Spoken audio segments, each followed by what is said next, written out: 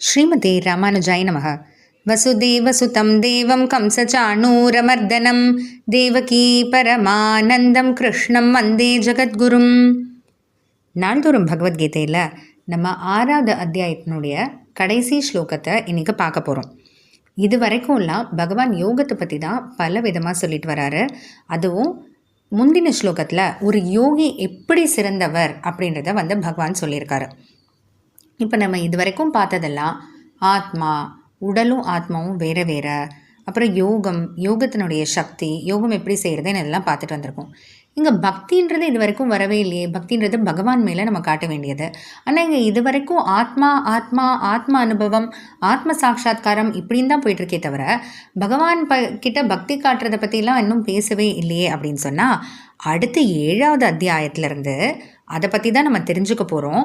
அதுக்கு ஒரு அறிமுகமாக தான் இந்த 47வது ஸ்லோகமான அந்த கடைசி ஸ்லோகத்தில் பகவான் ஒரு கோடிட்டு காமிச்சிருக்காரு. அதாவது இதை பற்றி தான் நம்ம இனிமேல் பார்க்க போகிறோம் அப்படின்ற மாதிரி. என்னன்றதை நம்மளும் பார்க்கலாம்.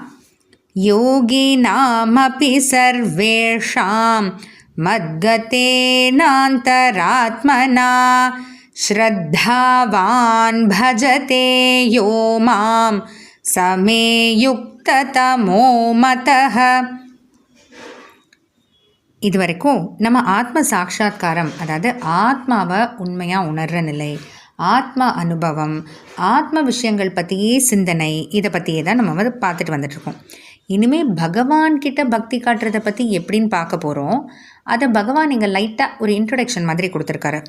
யோகினாம் அப்படி சர்வேஷாம், அதாவது இதுக்கு முந்தின ஸ்லோகத்தில் இதுக்கு முன்னாடி சொல்லப்பட்ட யோகிகள், அதாவது ரொம்ப கேவலமான தபஸ், ஏதோ ஒரு பலனை வாங்கி அந்த பலனை வச்சு மற்றவங்களுக்கு உதவி செய்யாமல் துன்புறுத்துகிற மாதிரி செய்கிறாங்க இல்லையா, தபஸ் செய்கிறாங்க இல்லையா, ராவணன் ஹிரண்யகசிப்பு போல்.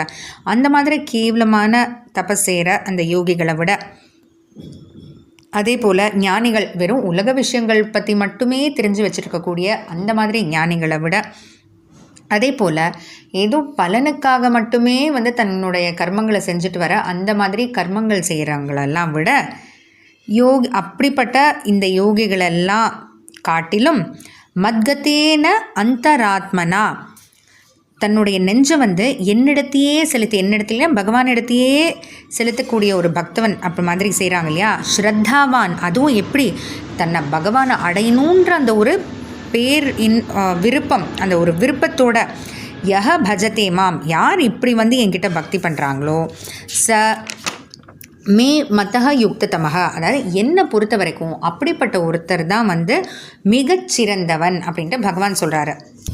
அதாவது கேவலமான தபஸ், அதாவது ஏதோ பயன்களை எதிர்பார்த்து மட்டுமே ஏதோ தவம் செய்கிறாங்க, அதே போல் பலன்களுக்காக மட்டுமே கர்மங்கள் செய்கிறவங்க, அதே போல் உலக விஷயங்கள் பற்றி மட்டுமே தெரிஞ்சு வச்சிட்ருக்கவங்க ஞானிகள், இவங்களெல்லாம் விட யோகிகள் சிறந்தவங்க அப்படின்னு பார்த்தோம். ஆனால் அந்த யோகிகளோட சிறந்தவர் பகவான் ஒருத்தர் இருக்காங்கன்னு சொல்கிறாங்க. அது யார் அப்படின்னா, பகவான்கிட்ட நிஜமாக விருப்பம் வச்சு பகவானை அடையணும் அப்படின்ற அந்த விருப்பம் வச்சு தன்னுடைய நெஞ்சு புலன்கள் எல்லாத்தையும் பகவான்கிட்டையே செலுத்தி யார் இருக்காங்களோ, பக்தி செய்கிறாங்களோ, அப்படிப்பட்டவங்க தான் என்னை பொறுத்த வரைக்கும் மிகச்சிறந்தவன்னு பகவான் சொல்கிறாரு. இப்போ பகவான் சொல்கிற இந்த படிக்கட்டை பார்த்திங்கன்னா, இப்போது யுக்த தமக அப்படின்ற ஒரு வார்த்தை யூஸ் பண்ணுறாரு சமஸ்கிருதத்தில். யுக்த தமகனா மிகச்சிறந்தவன் அப்படின்ட்டு. அதாவது இப்போ நம்ம பார்த்திங்கன்னா சொல்லுவாங்க இல்லையா, குட், பெட்டர், பெஸ்ட் அப்படின்ட்டு. அதே போல் யுக்தக அப்படின்னா சரி நல்லவங்க அப்படின்ட்டு, சிறந்தவங்க அப்படின்ட்டு.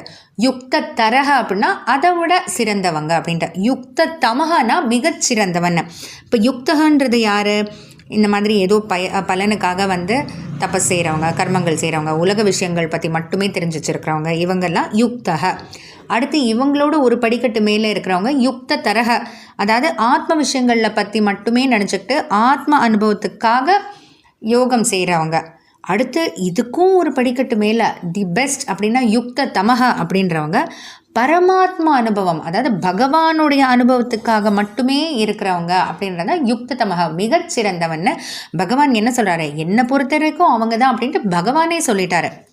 அப்போது இதுலேருந்து என்ன தெரியுதுன்னா, அடுத்து வரப்போகிற அத்தியாயங்களில் நம்ம பகவான் பற்றியும் பகவான் மேலே காட்ட வேண்டிய பக்தி பற்றியும் வந்து பார்க்க போகிறோம். அதை தான் எங்கள் கடைசி ஸ்லோகத்தில் பகவான் சும்மா ஒரு 2 வரியில் சொல்லி காமிச்சிட்டாரு. தொடர்ந்து பார்த்துட்டே வரலாம். ஜெய் ஸ்ரீ கிருஷ்ணா.